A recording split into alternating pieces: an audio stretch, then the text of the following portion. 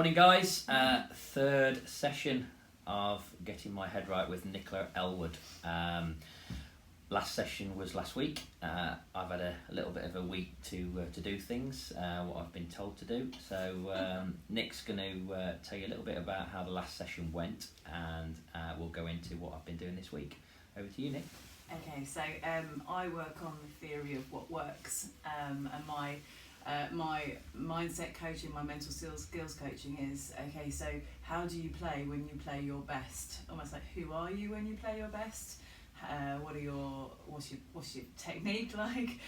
What are your behaviours like? What do you have within you that enable you to play the way that you want to play? What do you believe about yourself that enables you to just do? So last session we really explored who is Bro when he is his best player, and kind of we'll drill that down into, okay, so how does that feel? What is that like for you? Tell me times where you've done that.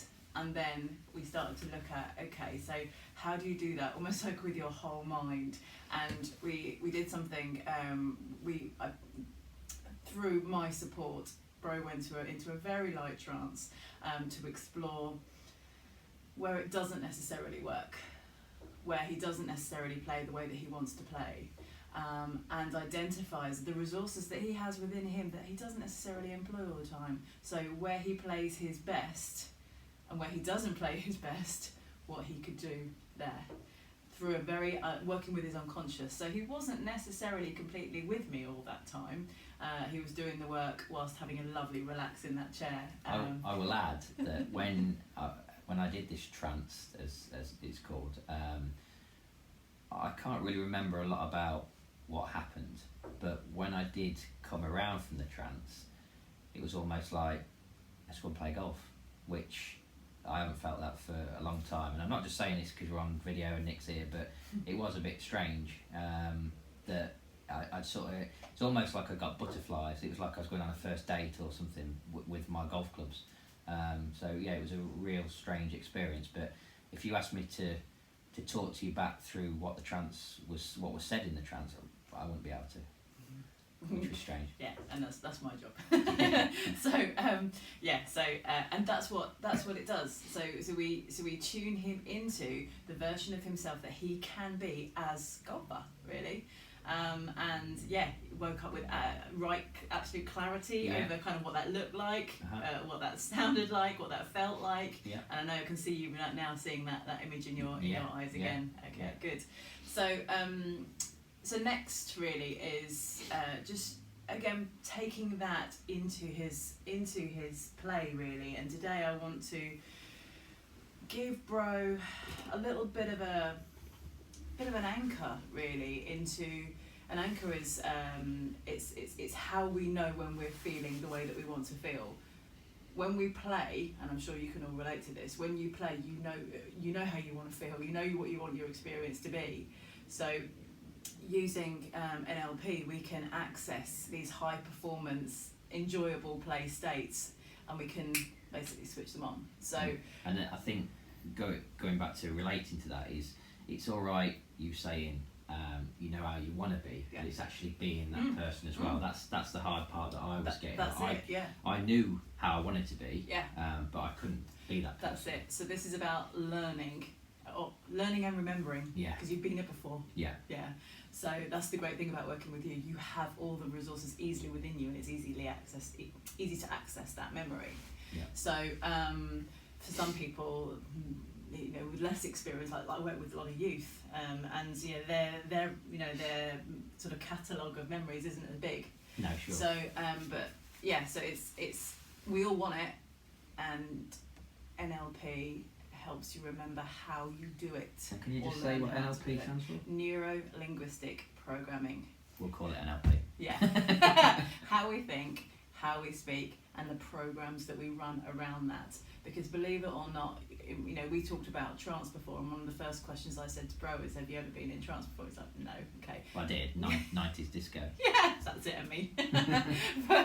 but the truth is that we're all constantly hypnotising ourselves we are all constantly hypnotising ourselves with the language that we say to ourselves, and I'm sure many of you can resonate with the fact that you talk to yourself on the golf course in a way that isn't particularly resourceful. And off the golf course. And off the golf course, absolutely. Yeah. Humans do. That's Yeah. that's how humans work. So, what do you want instead? What do you want that language to be? And therefore, when you think in a certain way, when you talk to yourself in a certain way, you feel a certain way. So let's change those thoughts, those language, those visuals, and those feelings. And let's just play a bit better and enjoy it a bit more.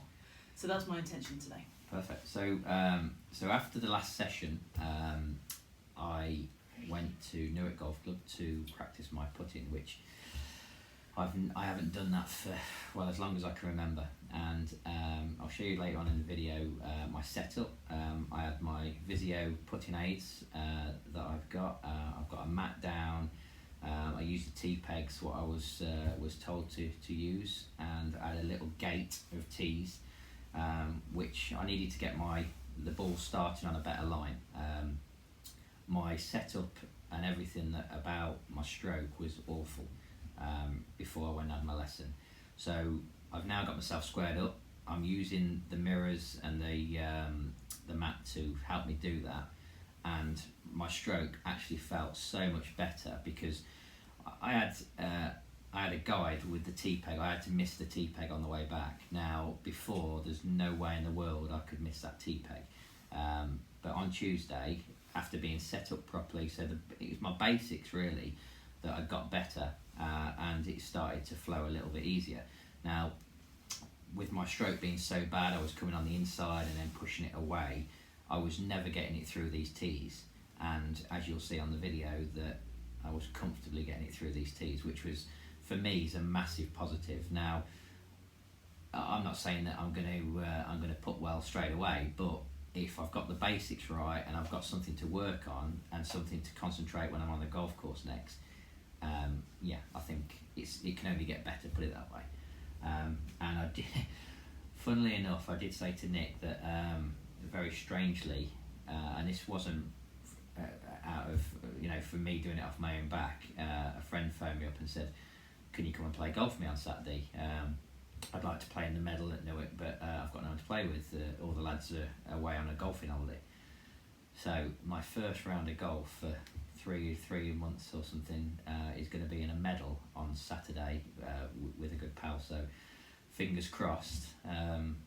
Everything can go all right in this first round. I'm still, pretty negative about it all, but I'm going to go out and do my best and try and mentally be good on the golf course. So what we'll do, Nick, we're going to go into another session now, off air. Yeah. She's going to do her work on me, and then I'll come back with a few words after to tell you how it went. Talk to you in a bit. So, pretty drained, actually. Just had my hour with Nick. She's given me some tools to work on. It's made me feel a lot better about tomorrow, going into the medal. It's very eye-opening what she does. She's very good. The way she talks to you, the way she makes you feel about yourself. I mean, I've just gone back to 2013 there, which pretty much totally forgot about, but it's now clear, fresh in the front of my mind. So it's all good, I think. I'm actually going to go straight to the golf club now and do some work with my flight scope and just get some numbers with these new clubs I've got ready to go to play in the medal tomorrow. Got no expectations. There are a new set of clubs. I've got a new putter, I've got a new bag, got a new trolley. Everything is brand spanking new. So hopefully I'll go with a new mind, new brain. And what I'll do is I'll do a little bit going around the golf course tomorrow as well. If I do get frustrated, if I do get peed off, then I'll tell you about it. But if I'm feeling okay, I'll tell you about that as well. So I'm going to go out. I'm teeing off at 12:10 tomorrow in the medal with a couple of good pals. So going forward, I think this is a brilliant thing that I've done, rather than just keep it to myself and give up the sport that I've grown up with. been with it since I was 8 years old. So so to give it up was a big decision. But at the moment, it's only been 3 months, and now I feel like I want to go and play golf again. So yeah, so let's go and do it, and until the next session. But I hope this has helped some other people, you know, realise what happens in their head when it comes to golf. It's a really frustrating sport, especially when you get to a decent level and you want to keep your level going. You know, a +3 golfer, it's difficult to get your handicap, but you know, I sort of expect to do it. And for the amount of times I play, it's not easy. But with working with Nick and having my putting lesson, I feel like I can go out and play golf again tomorrow, and at a respectable level, but more importantly, being myself and enjoying myself. So yeah, I'm going to go and do that, and I'll come back to you with some updates later. No.